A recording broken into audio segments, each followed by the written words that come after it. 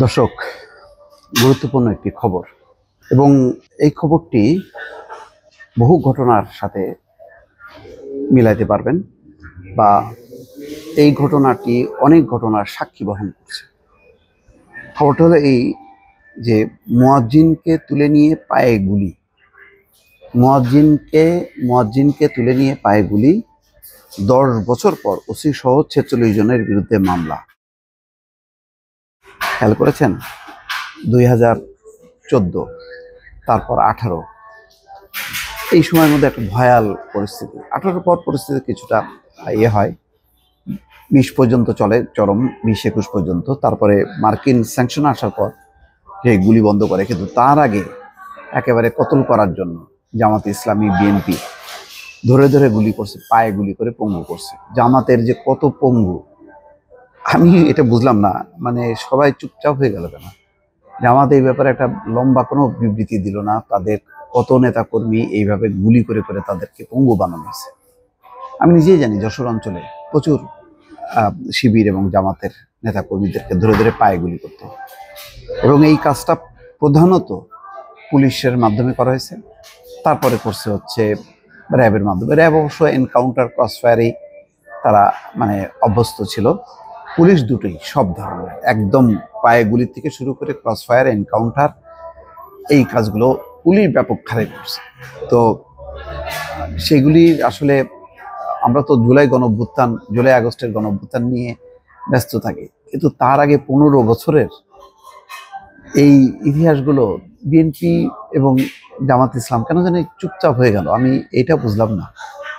এই নির্মম নির্যাতন, নির্মম কাহিনী যেগুলো কখনো গণমাধ্যমে আসেনি, সেগুলি চাপাই পড়ে গেল। সর্বশেষ ঘটনা নিয়ে এতই ব্যস্ত যে বিএনপি আভ্যন্তরীণভাবে যে একটা সেল করবে বা জামাত ইসলামী যে একটা সেল করবে, সেল করে জিনিসগুলি এখন প্রকাশ করবে, এবং যারা যে সমস্ত ভিকটিম তাদের মানে বক্তব্য সহ এগুলি তো রেগুলার গণমাধ্যমে আসা উচিত।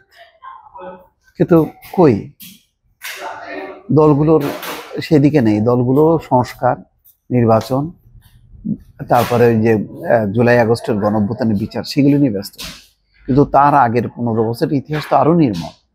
সেইগুলোকে যদি একসাথে করা হয় তাহলে তো জুলাই অভ্যুত্থানের যে ক্ষয়ক্ষতি তার কয়েকশো গুণ বেশি হবে ওই ঘটনাগুলো। সেই ঘটনাগুলি কেন চাপা পড়ে যাচ্ছে আমি এটা বুঝলাম না। যাই হোক, এখানে দেখেন যে ঘটনাটা, বাড়ি থেকে ধরে নিয়ে পায়ে গুলি করে পঙ্গু করার অভিযোগে লাঙ্গলকোট থানা তৎকালীন ভারপ্রাপ্ত কর্মকর্তা ওসি নজরুল ইসলাম সহ 31 জনের নাম উল্লেখ করে আদালতে মামলা করা হয়েছে।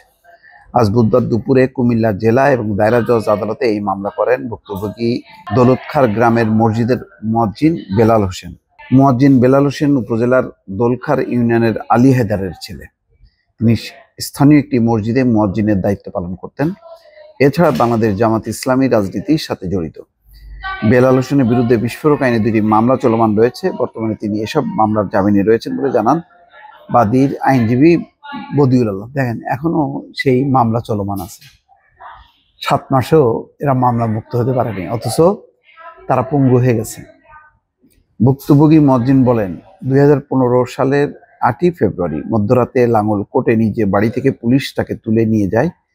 এ সময় বেলায়েত হোসেন নামে আরো একজনকে সঙ্গে নিয়ে লাঙ্গলকোটের লুধুয়া এলাকায় নিয়ে লাঙ্গলকোট থানা তৎকালীন ওসি নজরুল ইসলাম 2 পুলিশ সদস্যকে পায়ে গুলি করতে বলেন। তারা গুলি করতে রাজি না হলে ওসি নজরুল ইসলাম আমাদের দুজনকে বাম পায়ের হাঁটু বরাবর আগ্নেয়াস্ত্র দিয়ে গুলি করেন। দর্শক দেখেন, তখনও এরকম ঘটনাও ঘটেছে, যখন নাকি কেউ ক্রস ফায়ারের হয়েছে, নিশ্চিত হয়েছে, তখন সে দোয়া দরুদ সূরা পড়া শুরু করছে। তখন ওই টিমের, অর্থাৎ র্যাব এবং পুলিশের টিমের কোনো কোনো সদস্য যারা ধর্মপ্রাণ, তারা গুলি করতে অস্বীকৃতি জানিয়েছে, কিন্তু অন্য একজন এসে সেই দায়িত্বটা পালন করেছে। এখানেও তাই হয়েছে যে পুলিশ সদস্যরা গুলি করতে রাজি হয়নি, কারণ পুলিশ সদস্যরা চাকরি করে, তারা পেটের দায়। কিন্তু ওসি তো মানে ওসি, এসপি, এরা তো সব হলো ক্যাডার, তাদেরকে ওইভাবেই নিয়োগ দেওয়া হয়েছে। তারপরে ওসি নিজে গুলি করে, পরে তাদের বিরুদ্ধে বিস্ফোরক আইনে একটি মামলা করেন এবং তাদের গ্রেপ্তার দেখানো। এখনো সেই মামলা চলমান। কি দুঃখজনক ঘটনা! দেখেন, এই মামলা 1 বছর কারাভোগ করতে হয়েছে বলে জানান বেলাল হোসেন। আবার কারাভোগও করছে এক বছর। মুয়াজ্জিন বেলাল আরো বলেন, গুরুতর আহত অবস্থায় কুমিল্লা মেডিকেল কলেজ হাসপাতালে থাকাকালে উন্নত চিকিৎসার জন্য আমাকে ঢাকা রেফার করা হলেও ওসি নজরুল তাতে হাত দেননি। চিকিৎসার অভাবে আমার পা কেটে ফেলতে হয়েছে। আমার বিরুদ্ধে অন্যায় আচরণ এবং মিথ্যা মামলা করে নির্যাতন চালানো হয়েছে। তার পরিপ্রেক্ষিতে আমি তৎকালীন ওসি নজরুল ইসলাম সহ পুলিশের 7 সদস্য লাঙ্গলকোট উপজেলা তৎকালীন চেয়ারম্যান, পৌরসভার মেয়র সহ 31 জনের নাম উল্লেখ করে মামলা করেছি।